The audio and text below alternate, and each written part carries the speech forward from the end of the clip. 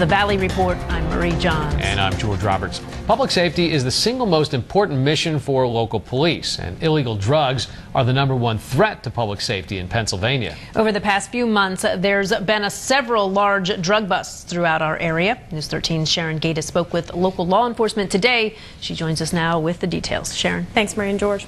Police tell me over the past 3 years, they've seen a dramatic upswing of heroin use and prescription drugs in the county. And they say a new trend is emerging, driving under the influence. We've reverted a lot of our operations from, DUIs involving alcohol, where we get BACs, to, DUIs involving controlled substances. We see a big trend in that.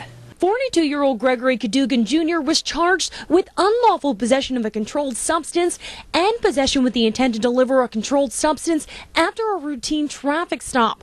Cadugan had 1,100 bags of heroin in the center console of his car, a street value of about $20,000. And police say this lead all came from a tip call. It's real important because, as you can remember, with our, the bust that we recently had with the heroin, that was through a tip. We have our community watch in place, as well as so do other municipalities. That's a big plus for us with getting people out vigilant, looking at, what goes on and giving us tips that way.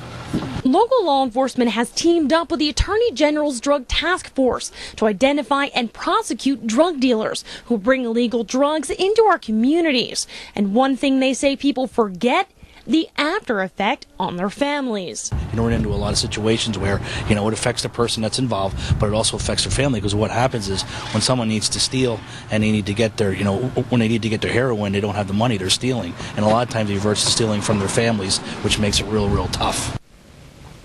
Gregory Cadugan was in court today for his preliminary hearing, but it was continued until the end of April. For News 13, Sharon Gaeta. George?